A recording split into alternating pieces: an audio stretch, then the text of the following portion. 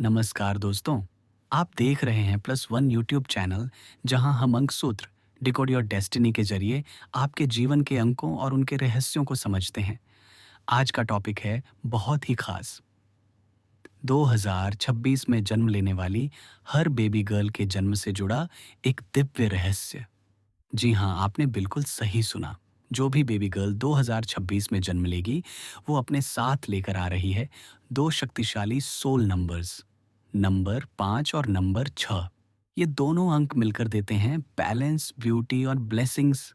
एक तरफ नंबर 5 देता है एडेप्टेबिलिटी और प्रोग्रेस, तो दूसरी तरफ नंबर 6 देता है लव, केयर और हार्मनी। इस वीडियो में हम समझेंगे क्यों ये दोनों नंबर 2026 में जन्म लेने वाली हर बेटी के लिए इतने स्पेशल हैं और कैसे ये उनके लाइफ पाथ और डेस्टिनी को आकार देंगे। नमस्कार। आज हम एक खास विषय पर बात करने वाले हैं। जनवरी 2026 के वो कौन से जन्मदिन हैं जिन्हें अंक ज्योतिष के नज़र से ज्यादा शुभ माना जा रहा है। जी, ये जानकारी हमें मिली है अंक सूत्र के एक स्रोत से, जिसे प्लस वन यूट्यूब चैनल पर संजय जयरथ जी ने शेयर किया है। वो अंक सूत्र डिकोड योर डेस्टिनी से जुड़े हैं। हाँ, संजय जयरथ जी। तो आज हम इसी स्रोत को थोड़ा खंगालेंगे, समझेंगे कि अंक ज्योतिष की चिरो पद्धति और लो शू ग्रिड के हिसाब से जनवरी 2026 की कुछ तारीखें इतनी खास क्यों बताई जा रही हैं। बिल्कुल। स्रोत में एक बात जो बार बार आ रही है वो है अंक 5 का जिक्र। कहा जा रहा है कि ये अंक जीवन में, कुंडली में एक तरह का बैलेंस लाता है। हाँ, अंक 5 संतुलन का अंक माना जाता है कई पद्धतियों में। और एक और दिलचस्प बात ये कि 2026 में पैदा होने वाली लड़कियों का एंजल नंबर अपने आप ही 5 होगा, मतलब उनमें नेचुरली बैलेंस होगा। ये थोड़ा और समझना पड़ेगा। हाँ, ये वाकई में एक इंटरेस्टिंग दावा है स्रोत का। देखिए, स्रोत ये कहता है कि उन्होंने छेरो और जू शू ग्रिड इन दो मेथड्स को यूज किया है। अच्छा। अब वो ये तो नहीं बताते कि एग्जैक्टली कैसे यूज किया, हाँ। पर इन्हीं के आधार पर वो कुछ तारीखों को ज्यादा लकी या कह लें अनुकूल बता रहे हैं जनवरी 2026 के लिए। और ये सारा फोकस अंक 5 पर क्यों है? हाँ बिल्कुल, सारी बातचीत घूम फिर कर अंक 5 पर ही आ रही है। इसे एक बैलेंसिंग फैक्टर की तरह दिखाया गया है। हाँ, और इसी अंक 5 से जुड़ा है ये एंजल नंबर वाला कॉन्सेप्ट, जो मुझे तो काफी नया लगा। स्रोत इसे कैसे समझाता है, मतलब निकालते कैसे हैं ये एंजल नंबर? देखिए, स्रोत के हिसाब से एंजल नंबर निकालने के लिए सिर्फ जन्म का साल चाहिए होता है। सिर्फ साल, तारीख या महीना नहीं? नहीं, सिर्फ साल। तो 2026 का उदाहरण लें। स्रोत कहता है पहले साल के अंकों को जोड़ें, 2 + 0 + 2 + 6। ये हुआ 10। हाँ, 10। अब न्यूमरोलॉजी में अक्सर हम सिंगल डिजिट तक लाते हैं, तो 10 बन गया 1 + 0 = 1। अच्छा, तो 2026 का सिंगल डिजिट या सारंग हुआ 1। बिल्कुल, ये साल 2026 को रिप्रेजेंट करता है इस कैलकुलेशन के हिसाब से। लेकिन आपने कहा था कि लड़कों और लड़कियों के लिए एंजल नंबर अलग होता है, वो कैसे? हाँ, यहीं पर थोड़ी और डिटेल है। स्रोत दो अलग फॉर्मूला देता है। 2026 में पैदा होने वाले लड़कों के लिए फॉर्मूला है 11 में से साल का सिंगल डिजिट घटाना है। अच्छा, 11 में से घटाना है। जी, 11 - 1 = 10 और फिर से सिंगल डिजिट मिलाएं तो 1 + 0 = 1। यानी 2026 में पैदा होने वाले सभी लड़कों का एंजल नंबर 1 होगा, स्रोत के अनुसार। यही स्रोत का कहना है। और लड़कियों के लिए क्या यही वो अंक 5 वाली बात आती है? आप बिल्कुल सही पॉइंट पर हैं। लड़कियों के लिए फॉर्मूला अलग है, 4 में साल का सिंगल डिजिट जोड़ना है। तो 2026 के लिए जिसका अंक 1 है, ये होगा 4 + 1 = 5। एग्जैक्टली, 5। तो स्रोत का दावा यह है कि 2026 में जन्म लेने वाली हर लड़की का एंजल नंबर अपने आप ही 5 होगा। और इसी 5 को वो इतना महत्वपूर्ण बता रहे हैं? जी हाँ, स्रोत कहता है कि अंक 5 क्योंकि संतुलन का प्रतीक है और ये लड़कियों को नेचुरली मिल रहा है 2026 में। तो उनकी कुंडली में, उनके जीवन में एक तरह का इनबिल्ट बैलेंस होगा। हाँ, कुछ ऐसा है। शायद स्थिरता, एडेप्टेबिलिटी मतलब सिचुएशन के हिसाब से ढल जाना, या इमोशनल बैलेंस। स्रोत इसे बहुत जोर देकर एक बोल्ड और गोल्डन स्टेटमेंट की तरह कहता है। अंक 5 जीवन और आपकी जन्म कुंडली में संतुलन लाता है। ये अपने आप में बहुत बड़ा दावा है कि सिर्फ साल के आधार पर निकले एक अंक से, वो भी जेंडर के हिसाब से अलग, इतना बड़ा असर हो सकता है। बिल्कुल, ये काफी स्ट्रॉन्ग स्टेटमेंट है। चलिए अब आगे बढ़ते हैं, उन तारीखों की बात करते हैं जिन्हें स्रोत जनवरी 2026 के लिए खास बता रहा है। कौन कौन सी तारीखें हैं वो? स्रोत ने जनवरी 2026 के लिए 10 तारीखें लिस्ट की हैं, जिन्हें वो न्यूमरोलॉजिकली मतलब अंक ज्योतिष के हिसाब से ज्यादा स्ट्रॉन्ग या लकी मान रहे हैं। 10 तारीखें कौन सी हैं?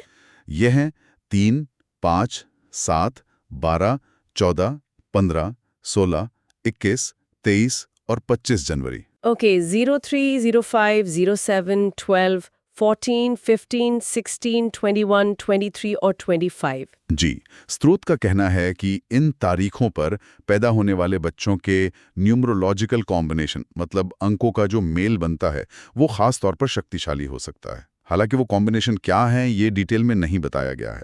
10 तारीखें तो काफी हैं, महीने का लगभग तिहाई हिस्सा हो गया, लेकिन क्या इनमें से भी कुछ को और ज्यादा खास बताया है, मतलब बेस्ट ऑफ द बेस्ट जैसा कुछ? हाँ बिल्कुल, स्रोत इन 10 में से भी 3 तारीखों को चुनता है और उन्हें सर्वश्रेष्ठ कहता है। अच्छा, कौन सी 3? वो हैं 14 जनवरी, 23 जनवरी और 25 जनवरी 2026। 14, 23 और 25 जनवरी। जी, प्रस्तुतकर्ता का कहना है कि इन 3 तारीखों में जो न्यूमरोलॉजिकल एनर्जी है वो बाकी 7 शुभ तारीखों से भी ज्यादा मजबूत है। लेकिन क्यों मजबूत है, इसका कारण बताया है? नहीं, इसका सटीक कारण या कैलकुलेशन स्रोत में नहीं दिया गया है। बस इस बात पर जोर है कि ये 3 दिन असाधारण रूप से शुभ हैं। तो 14, 23 और 25 सबसे ऊपर। खैर, ये जानकारी उन लोगों के लिए काफी दिलचस्प हो सकती है जो शायद इस दौरान फैमिली प्लानिंग कर रहे हों। लेकिन एक बात और, इस तरह की भविष्यवाणियों के साथ कुछ डिस्क्लेमर या चेतावनियां भी होती हैं अक्सर।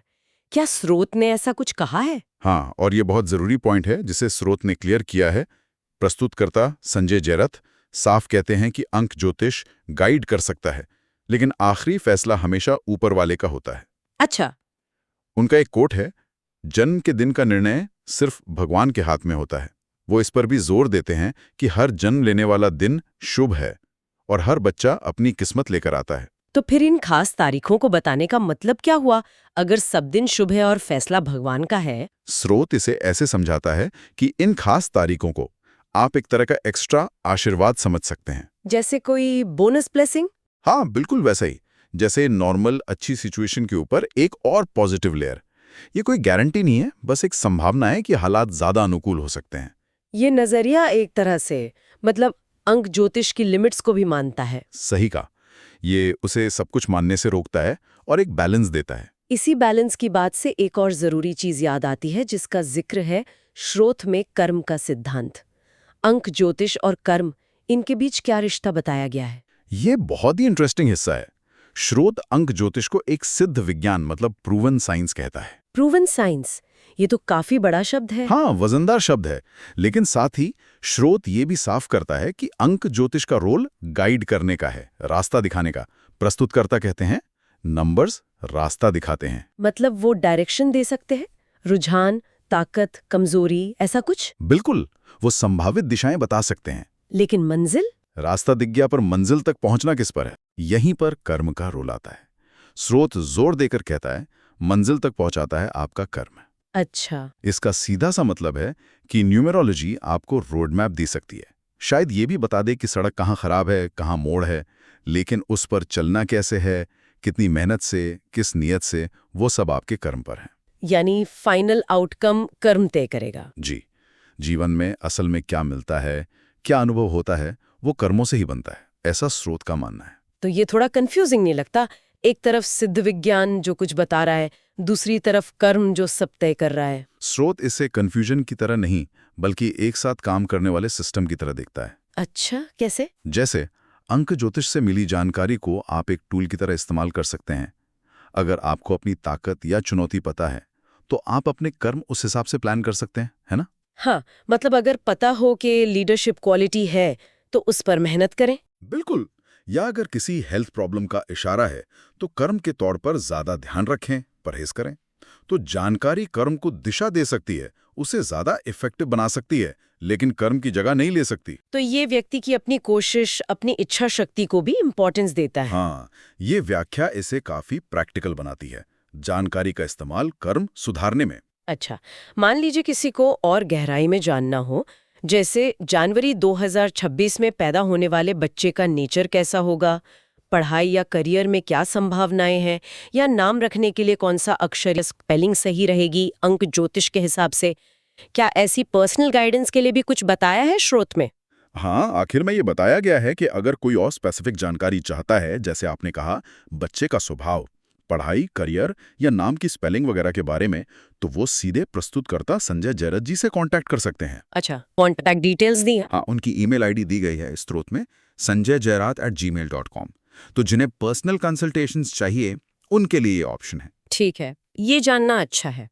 तो अगर हम आज की इस पूरी बातचीत को, जो अंक सूत्र के स्रोत पर आधारित थी, समेटें, तो क्या मुख्य बातें निकल कर आती हैं? जी। पहली बात तो ये एंजल नंबर का कॉन्सेप्ट, खासकर 2026 में लड़कियों के लिए अंक 5 का आना, जो बैलेंस लाता है। हाँ, ये एक मुख्य पॉइंट था। दूसरी बात, जनवरी 2026 के लिए वो 10 शुभ तारीखें 3, 5, 7, 12, 14, 15, 16, 21, 23 और 25, और इनमें भी 14, 23 और 25 सबसे खास। बिल्कुल। और तीसरी और शायद सबसे अहम बात कि अंक ज्योतिष रास्ता दिखाता है, गाइड करता है, लेकिन मंजिल तक कर्म पहुंचाता है और अंतिम निर्णय हमेशा ईश्वर का है। एकदम सही सारांश। यही स्रोत के मुख्य बिंदु हैं। तो अब सवाल ये उठता है कि इस सारी जानकारी का आखिर मतलब क्या निकाला जाए? खासकर वो कर्म वाली बात, वो सोचने पर मजबूर करती है। हाँ, और यहीं पर एक सवाल हम छोड़ सकते हैं श्रोताओं के लिए। ये सवाल भी स्रोत की बातों पर ही आधारित है, लेकिन थोड़ा सोचने के लिए। जरूर। स्रोत कहता है अंक ज्योतिष रास्ता दिखाता है, कर्म मंजिल देता है। तो सवाल ये है, अगर किसी को पता चले कि उसका या उसके बच्चे का जन्म एक तथाकथित शुभ तारीख पर हुआ है, या उसका एंजल नंबर संतुलन देने वाला है, तो ये जानकारी उसके एक्शन यानी उसके कर्म पर क्या असर डाल सकती है? क्या ये जानने से कि रास्ता थोड़ा आसान है या कोई खास गुण मिला है, हमारे कर्म करने का तरीका बदल जाता है? क्या हम ज्यादा कोशिश करते हैं, या ये सोचकर रिलैक्स हो जाते हैं कि किस्मत अच्छी है? बिल्कुल। क्या ये ज्ञान कर्म को मजबूत करता है या शायद कमजोर? ये एक ऐसा सवाल है जिसका जवाब शायद हर किसी के लिए अलग होगा, पर ये अंक ज्योतिष और कर्म के रिश्ते के बिल्कुल केंद्र में है, जैसा कि स्रोत ने बताया है। वाकई ये सोचने वाली बात है। जानकारी का होना और जानकारी का सही इस्तेमाल करना दो अलग बातें हैं। इसी विचार के साथ आज की ये चर्चा यहीं खत्म करते हैं। तो दोस्तों, अब आप समझ ही गए होंगे कि 2026 में जन्म लेने वाली हर बेबी गर्ल एक दिव्य संतुलन के साथ इस दुनिया में आ रही है।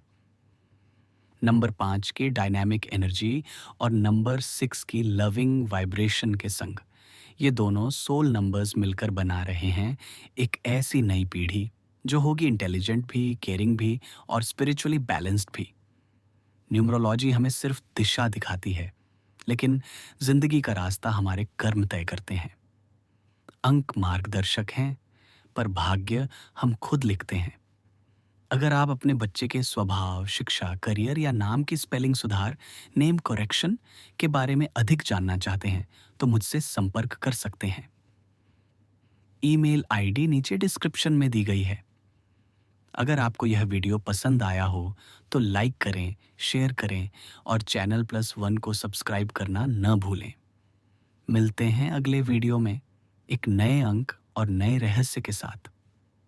तब तक के लिए खुश रहिए, संतुलित रहिए और अपनी डेस्टिनी को डिकोड कीजिए। The zodiac forecasts provided by +1 are based on general astrological interpretations. These insights are meant for informational and entertainment purposes only. Personal experiences may vary. We do not claim any scientific validity or guarantee outcomes.